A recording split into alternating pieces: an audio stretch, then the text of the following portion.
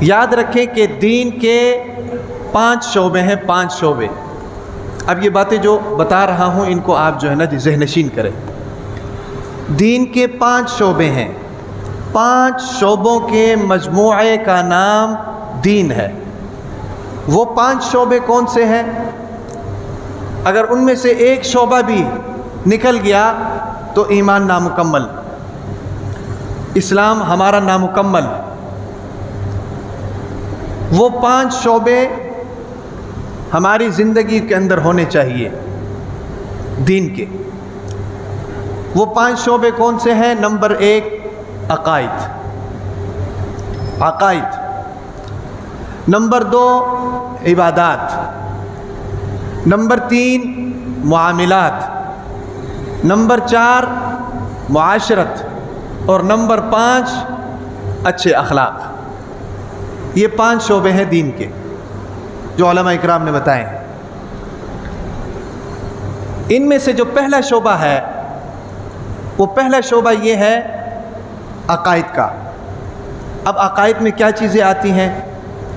ظاہر بات ہے عقائد دروازے کی طرح ہے کسی بھی مذہب میں داخل ہونے کے لیے۔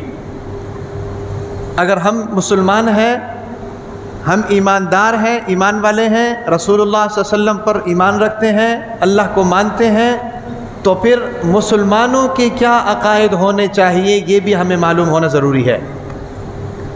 اگر کوئی غیر مسلم آ کر ہم سے پوچھ لے کہ بھئی آپ مسلمان ہو؟ جی الحمدللہ مسلمان۔ کیا عقائد ہیں مسلمان کے؟ پتہ نہیں۔ کس طرح کے مسلمان ہو؟ آپ کو اپنے عقائد کا ہی نہیں پتہ۔ تو سب سے پہلا شعبہ عقائد۔ عقائد کیا ہے؟ عقائد یہ ہے کہ مسلمان ہونے کے لیے کن کن چیزوں کا جاننا، کن کن چیزوں کا ماننا ضروری ہے۔ اگر ہم ان چیزوں کو مانیں گے، ان پر ایمان رکھیں گے تو ہم مسلمان ہیں۔ اگر ان پر ہمارا ایمان نہیں ہے تو ہم مسلمان نہیں ہیں۔ مثلا اللہ کے بارے میں کیا عقیدہ ہے؟ رسول اللہ صلی اللہ علیہ وسلم کے بارے میں کیا عقیدہ ہے؟ فرشتوں کے متعلق کیا عقیدہ ہے بھئی؟ کتاب کے متعلق، قرآن مجید کے متعلق کیا عقیدہ ہے؟ تقدیر کے متعلق کیا عقیدہ ہے؟ قیامت کے متعلق کیا عقیدہ ہے؟ یہ وہ تمام چیزیں ہیں کہ مسلمان ہونے کے لیے ان تمام چیزوں پر ایمان لانا ضروری ہے۔ جو ایمان مفصل ہم لوگ پڑھتے ہیں اس ایمان مفصل کے اندر یہ ساری چیزیں ہیں، جیسے آمنت باللہ وملائکتہ وکتبہ ورسلہ والیوم الآخر والقدر خیرہ وشرہ من اللہ تعالی والبعث بعد الموت۔ یہ وہ تمام چیزیں ہیں کہ ان پر ایمان لانا ضروری ہے۔ یہ مسلمان کے عقائد میں داخل ہے۔ سمجھ آ رہی کہ نہیں؟ اگر ہمیں یہ نہیں پتہ ہوگا تو پھر ہم کیسے مسلمان ہیں؟ تو ان کو کہتے ہیں عقائد۔ ان کو کیا کہتے ہیں؟ عقائد۔ دوسری چیز کیا ہے؟ عبادات۔ کہ ہماری عبادات مکمل بھی ہونی چاہیے، درست بھی ہونی چاہیے۔ اب عبادات میں کیا چیزیں آتی ہیں آپ کو پتہ ہے؟ نماز ہے، روزہ ہے، زکوٰۃ ہے، حج ہے بھئی، نفلی صدقات ہیں وغیرہ وغیرہ، یہ ساری چیزیں عبادات میں آتی ہیں۔ مصیبت یہ ہے کہ نہ ہمارے عقائد درست ہیں، عقائد درست اس لیے نہیں کہ ہمیں پتہ ہی نہیں، نہ ہمارے عقائد درست ہیں اور نہ ہی ہمارے عبادات پوری ہیں۔ اور عبادتوں میں سر فہرست نماز ہے، جس کے متعلق قیامت کے دن سب سے پہلے سوال ہوگا عبادات میں۔ اور نماز کی ہماری یہ حالت ہے کہ ابھی رمضان آپ کے سامنے گزر گیا، مسجدیں بھری ہوئی ہیں، مسجدیں آباد ہیں، قرآن پڑھ رہے ہیں، تلاوتیں ہو رہی ہیں، نفل ہو رہے ہیں، ذکر و اذکار ہو رہے ہیں۔ جیسے ہی چاند رات آئی مسجد خالی۔ یہ ہماری نمازوں کی حالت ہے۔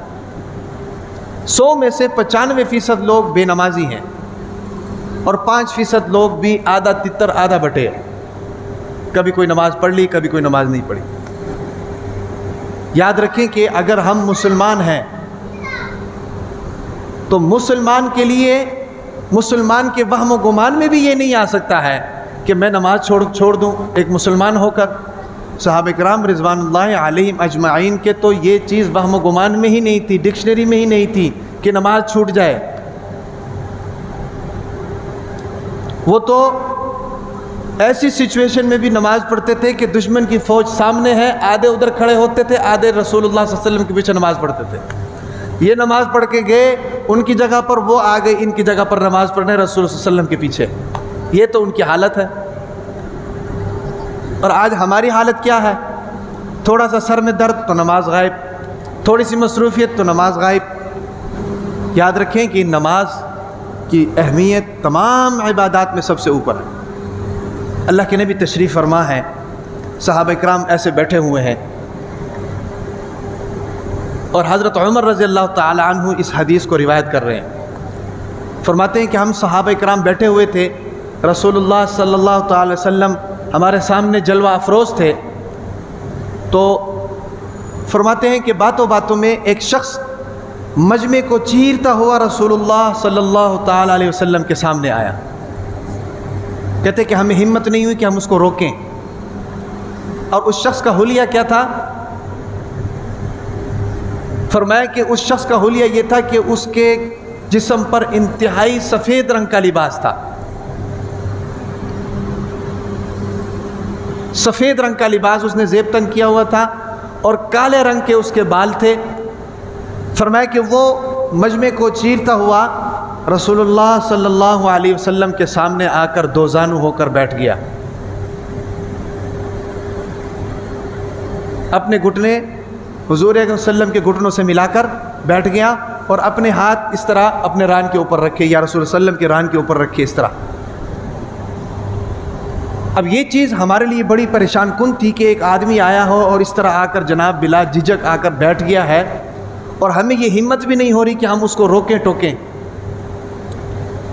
تو فرمایا کہ وہ بیٹھا، اور بیٹھ کر اب ہم پریشان اس لیے تھے کہ محلے دار یہ ہے نہیں، ہم اس کو جانتے بھی نہیں ہیں۔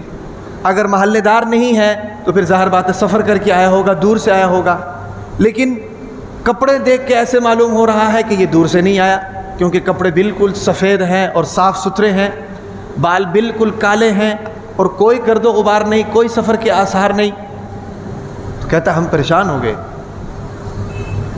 تو اس نے آ کر رسول اللہ صلی اللہ علیہ وسلم سے چند سوالات کیے، اور ان چند سوالات میں ایک سوال یہ تھا، فرمایا کہ اے اللہ کے نبی مل احسان، احسان کیا ہے؟ تو اس کا جواب اللہ کے نبی نے دیا کہ ان تعبد اللہ کأنک تراہ، احسان یہ ہے کہ تو ایسے عبادت کرے کہ جس طرح تو اللہ کو دیکھ رہا ہے۔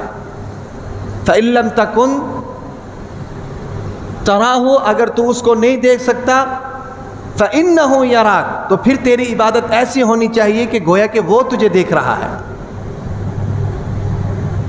یعنی اللہ کے نبی نے عبادت کا طریقہ بتا دیا، سوال اس کا تھا، جواب دے دیا، امت کی رہنمائی ہو گئی۔ یعنی گویا کہ تم ایسے نماز پڑھو کہ تم اللہ کو دیکھ رہے ہو، یا اگر ایسا نہیں کر سکتے ہو تو کم از کم یہ ہونا چاہیے کہ تمہارے ذہن میں یہ ہو کہ اللہ مجھے دیکھ رہا ہے۔ تو اس کے علاوہ اور بھی بہت سے سوالات کیے، اور جب وہ اٹھ کر چلا گیا، صحابہ کرام رضوان اللہ علیہ مجمعین نے پوچھا کہ اللہ کے نبی یہ کون تھے؟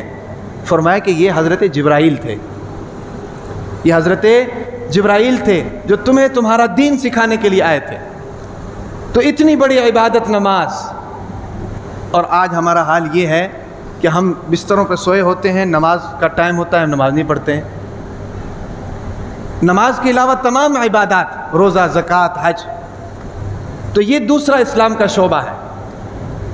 دو ہو گئے، ایک عقائد، دوسرا عبادات، اور تیسرا ہے جی معاملات۔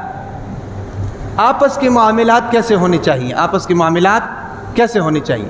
اس طریقے سے شریعت نے عبادات کے ہر پہلو کو بیان کیا ہے نا جی، کہ نماز اس طرح پڑھنی ہے، اتنی رکعت ہے، فلاں رکعت میں یہ پڑھنا ہے، سجدے میں یہ پڑھنا ہے، تہجد کی نماز اس طرح پڑھنی ہے، روزہ اس طرح رکھنا ہے، حج یہ ہے، اس کے ارکان یہ ہیں، زکوٰۃ اس طرح دینی ہے، اتنے فیصد دینی ہے، اس کو دینی ہے۔ اسی طریقے سے اللہ تعالیٰ نے معاملات کو بھی کھول کر بیان کیا ہے۔ اور معاملات کا مطلب کیا ہے؟ معاملات کا مطلب ایک دوسرے کے ساتھ لین دین، ایک دوسرے کے ساتھ کوئی بھی معاملہ